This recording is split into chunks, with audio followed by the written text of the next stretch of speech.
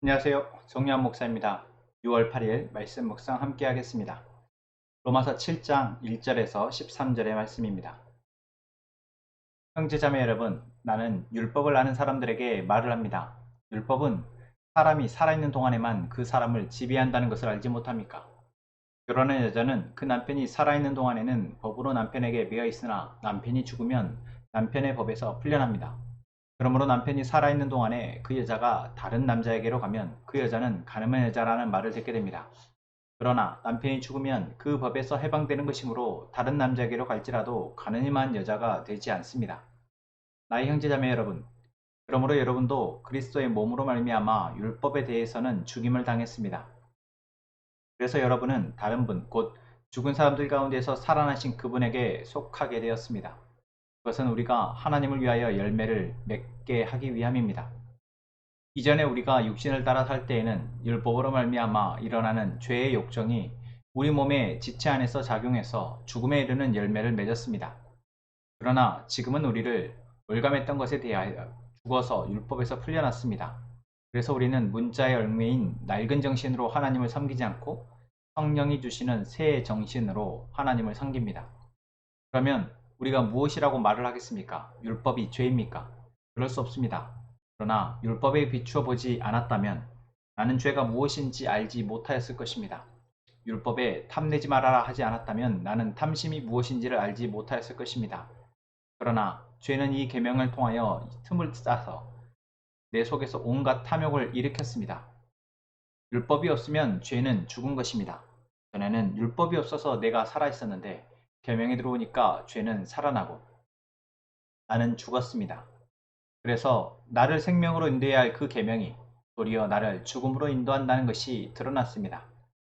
죄가 그 계명을 통하여 틈을 타서 나를 속이고 또 그 계명으로 나를 죽였습니다. 그러므로 율법은 거룩하며 계명도 거룩하고 의롭고 선한 것입니다. 그러니 그 선한 것이 나에게 죽음을 안겨줬다는 말입니까? 그럴 수 없습니다.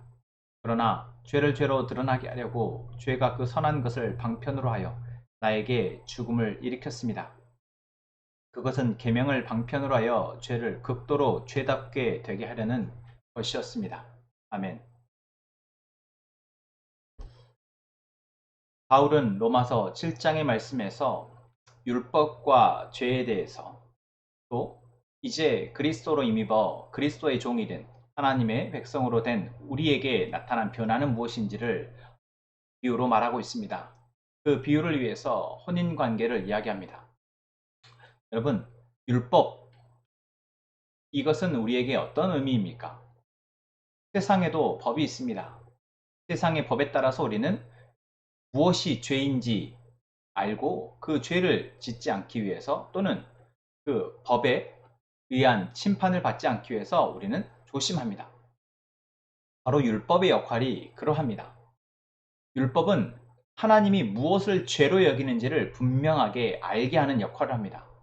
그래서 우리는 하나님이 주신 그 율법, 그 계명을 통하여서 이것이 죄이고 이것을 하나님이 기뻐하시지 않는구나 라는 것을 알게 되는 것이죠. 그런데 이 율법을 먼저 받았던 유대인들이 이 율법을 지키는 것을 통해서 하나님의 복을 받는다라고 착각하게 됩니다. 그리고 이것은 유대인만의 착각이 아니라 하나님을 지금 믿게 되는 우리 모두의 또한 오해요 착각이기도 합니다.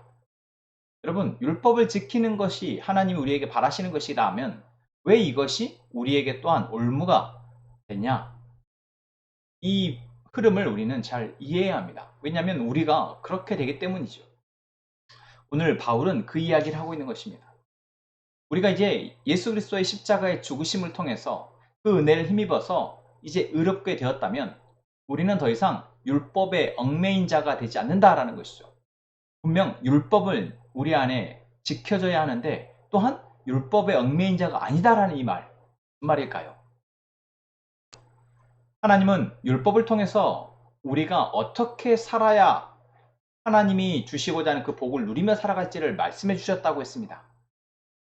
그런데 이 법을 지킬 수 있느냐라는 것이죠. 우리의 힘으로. 여러분 어쩌십니까? 내가 무언가 규칙을 알게 되었고 그 규칙을 내가 지키고자 했을 때 지켜지는 규칙이 있습니다. 내가 이것은 하지 말아야겠다. 내가 이것은 해야겠다. 라고 알게 되었을 때, 이것이 내 안에 이제 내 것으로 자리하게 되면 어느 순간 어느 정도의 시행착오의 시간을 거쳐서 이제 그것을 습관화하게 됩니다. 참 좋은 습관이죠. 유대인들이 바로 그러했습니다. 오랜 시간의 시행착오, 역사 가운데에서 율법을 지키지 않아서 그들이 멸망했다. 그들이 고통을 당했다라는 것을 알고 정말 율법을 잘 지키는 민족이 되자 라고 이야기했고, 율법을 가르치는 많은 선생들이 있었으며 그 율법이 그들의 생활 양식이 될 정도였습니다. 그런데 그러다 보니 무엇이 생겼습니까? 율법이 그들의 힘으로 지킬 수 있다라고 생각하게 된 것입니다. 성경은 우리에게 무엇을 말해주고 있습니까? 율법은 우리에게 죄를 깨닫게 하는 것이다 라고 말합니다. 다시 말하면 율법을 지킬 수 있는 것이다 라고 말하지 않다라는 것이죠. 율법을 지켜라, 하나님의 법을, 십계명을 지켜라 라고 하나님은 명령하셨지만 너희들이 그 법을 지킬 수 있다 라고 말씀하시지 않습니다. 그 법을 지키려 함을 통해서 우리가 율법을 지킬 수 없는 존재이며 우리 안에 있는 욕망이 우리를 계속해서 사망의 구렁텅이로 죄의 노예로 살아가게 한다는 것을 우리는 발견하게 된다는 것이죠. 그렇기에 우리에게 필요한 것은 무엇입니까? 이제 하나님의 전적인 은혜입니다. 예수 그리스도가 십자가에 죽으신 건 역시 우리로 하여금 이제 이 율법의 노예, 죄의 노예에서 자유케 하고 이제 은혜의 법으로 살아가도록 하기 위해서다라는 것이죠. 그래서 오늘 본문의 말씀에서도 8절은 이렇게 얘기합니다. 그러나 지금은 우리를 옹감했던 것에 대해서 죽어서 율법에서 풀려났습니다. 그래서 우리는 문자 영매인 낡은 정신으로 하나님을 섬기지 않고 성령이 주시는 새 정신으로 하나님을 섬깁니다. 그렇습니다. 이제 우리는 성령이 주시는 하나님의 새 정신, 새 마음으로 살아가게 된다는 것이죠. 그러면 이전과 이 새 법, 새 정신으로 살아가는 것은 어떠한 차이가 있을까요? 여러분 어떠십니까? 내가 하나님을 믿는 자로 살아가고자 할 때 내가 무언가를 의로 삼아서 이것을 내가 지켜야 돼 라는 의무와 책임으로 여겨서 내가 하나님의 법을 지키고자 하는 것과 성령이 우리 안에서 역사하셔서 성령이 주시는 마음으로 그 은혜로 하나님의 법대로 사라지는 것, 여러분 이 차이를 알고 계십니까? 성경은 우리에게 이것을 이야기하고 있습니다. 우리가 하나님의 백성이자 하나님의 법을 지키며 살아야 한다 라는 것은 하나님이 우리에게 주시는 은혜입니다. 그런데 이 은혜는 우리 힘으로 지켜지고 우리 힘으로 내 것이 되는 것이 아니라 하나님의 은혜이기에 그러한 상황 속에서 우리는 하나님께 기도하고 하나님을 의뢰하는 삶을 살아가야 하는 것입니다. 오늘 하루를 살아가는데 여러분 우리가 내가 어떻게 살아야겠다 라는 다짐과 결단 너무나 중요합니다. 아침에 말씀을 묵상을 하고 암송을 하고 하나님께 기도하고 내가 그렇게 살아가야겠다 라고 하는 것. 그런데 그것이 그렇게 되어지는 것보다 그러한 마음을 잃지 않은 것. 우리 안에서 계속해서 우리로 하나님을 바라고 하나님을 의뢰하며 살아가도록 하시는 성령님이 우리 안에 계심을 알고 이제 우리가 겸손하게 하루를 살아가는 것. 그것이 바로 하나님이 주신 은혜로 살아가는 삶입니다.